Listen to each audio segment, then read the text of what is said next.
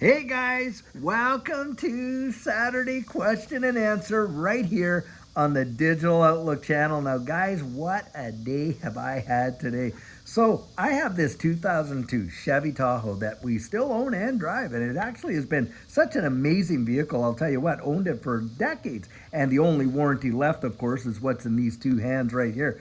Well, here I am replacing the AC. And today I decide, well, I'm going to get that compressor out of there. The old one that's all, the clutch on it is seized up, and it's an old one, so I figured I'm going to replace it. Now, I've done this before, and so usually I've not had any issues. Well, this time around, wow, the bolts on the bottom side of that compressor just did not want to come out. Then I'm using one of my ratchet wrenches, not a ratchet driver, the ratchet set, but a wrench that has a ratcheting pivot on the end. And I get that on the bolt, ratcheting out. The whole thing hits the frame of the vehicle. Can't get my wrench off. Oh my gosh, did that ever consume just a lot of time? And boy, the frustration, I'll tell you what. Anyway, finally, I got that thing out.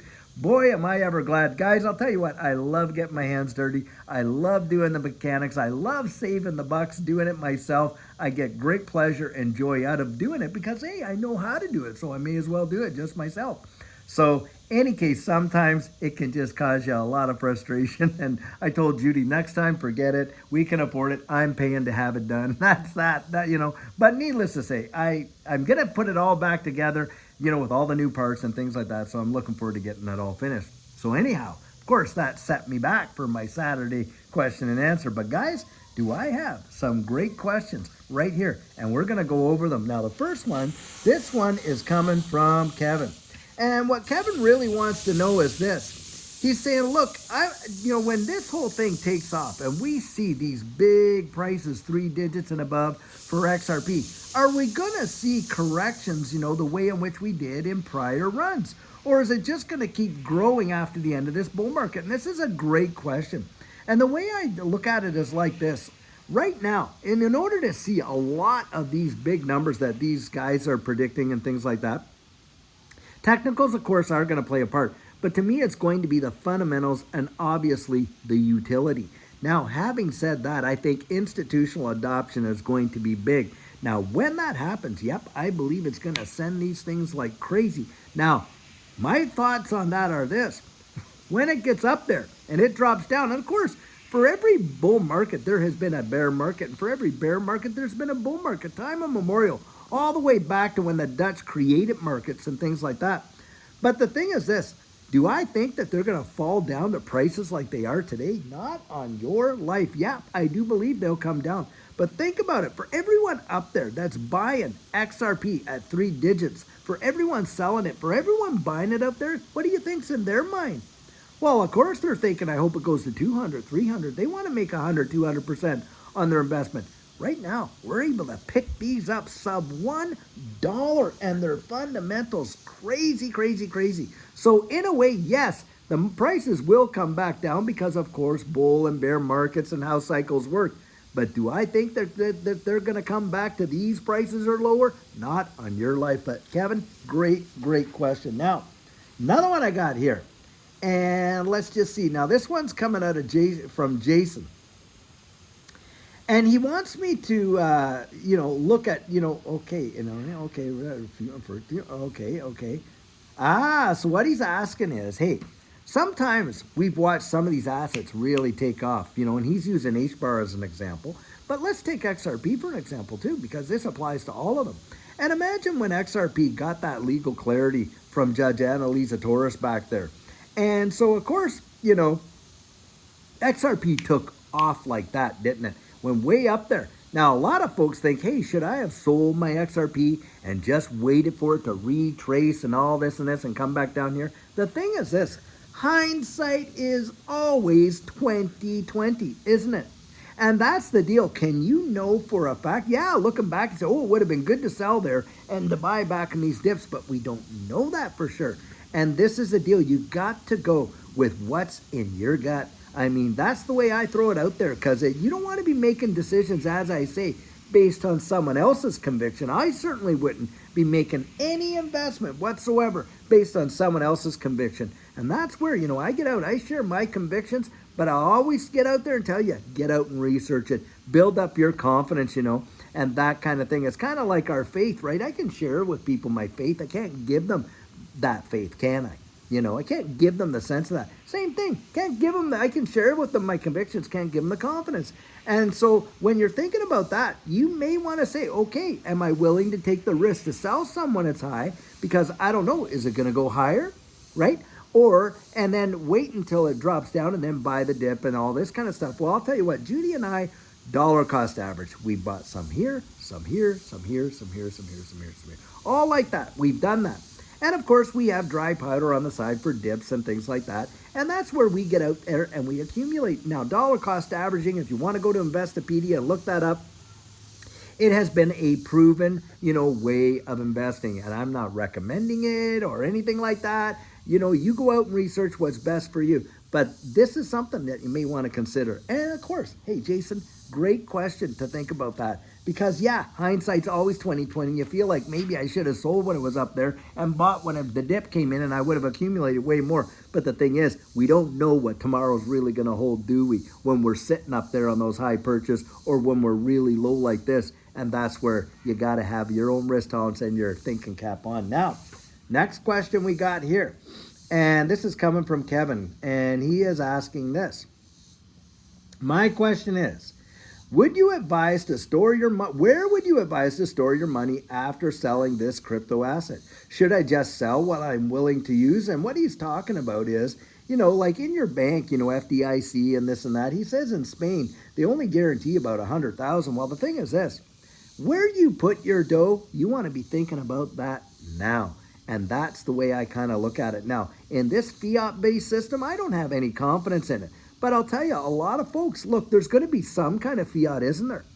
I mean, when we cash out at digital assets, unless we're able to utilize those digital assets as a medium of exchange in and of themselves, more than likely for those that are cashing out, you're going to have to put it in some sort of a fiat system. Now, what you do with that, whether you hold it in the bank there or you go out and secure it, a lot of people feel that gold and silver is a good hedge against fiat currency because, of course, the supply and demand and the inflation and all of that. Now, I have never looked at gold and silver as an investment. It's more of a hedge, protecting the purchasing power of those dollars. That's kind of how I look at it. But this is where you, again, want to go out there and really, really get to understand the space and make up your own mind, because look at your situation is probably way different than anybody else's situation, even if it has some similarities. And you don't want to be making your decisions based on someone else's decisions because they might not apply to you. That's kind of how I throw that out there right there. Now, another good question. Okay, now this question is coming from a lot of Kevins. This is another Kevin, different Kevin altogether. And he says, hey, I'm a big fan of the channel, watch it daily, would just like your opinion on a dude saying that XRP is labeled a tier 2 or a tier 1. And they will have trouble using XRP because of its tier. Well, you know what? That is absolute. What you're listening to there is fear, uncertainty, and doubt. That is just sheer FUD.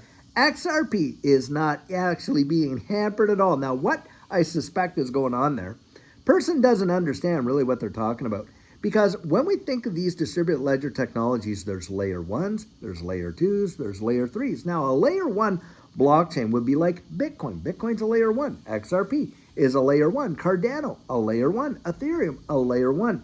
Now, why are they layer 1s? Because they are the substruct for all the rest that are being built on. Now, a layer 2 are things that are built on those ecosystems. And look at Ethereum. There's heaps of layer 2s built on Ethereum. XRP. You got layer 2s on XRP? You do. You have people issuing tokens off of the XRP ledger, don't you? How about Cardano? Absolutely. Developers building on Cardano. It's the nature. And this is why you want to get out there and really understand what is distributed ledger technology. Go research it. Go Google it. Find out how blockchains work. What is a layer 1? What is a layer 2? And on and on and on. But this idea that they won't be able to use XRP because of its tier, and that is just sheer and utter hogwash. Don't let folks throw those kind of things out at you, and because you don't understand it and they just sound so eloquent and like experts and you get all fudded out, that is just sheer and utter baloney. because I'll tell you what, XRP is like, it is slick. It's like oil for this system, this new system. 3 to 5 seconds of finality, consensus algorithm, and you've got billions and billions of dollars worth of value being literally utilized on the XRP ledger per day. Not to mention real world asset tokenization. Now, if this guy are telling you is true, then how in the world, why in the world would the Treasury allow U.S. Treasury bills to be tokenized on the XRP ledger? Bingo, right there. You know that you're listening to a bunch of FUD when you're listening to that. But this is what I feel it really points out. It points out just how important it is for us to genuinely understand this stuff for ourselves. Don't leave it up to someone else, because I'll tell you what, guys, that's how a lot of folks get scammed. That's how they get buffaloed. And having said that, be wise as a serpent and harmless as a dove. Do not get out there and getting involved in all of these things that promise really quick, all this, staking your XRP, and by the way, you can, and on and on and on, and that, because there's just so many scammers out there. And guys, we've had people in our community come out and share with us just how badly they've been scammed. I don't want that to be used. And something else, I'll say this. I'm personally not on Telegram.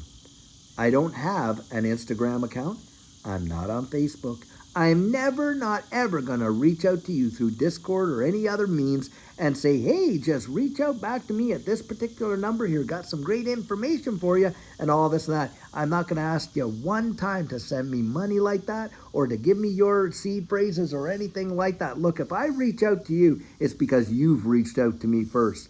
And that's where you get on there. Like, the only way that usually happens is when people write into me about coaching, and they write me at coaching@thedigital.outlook.com, and of course I'm interacting with folks then. But I do not, in the comments of my videos, go out there and solicit people to contact me immediately, right away, and at this number, got some great info for you. That is a scammer.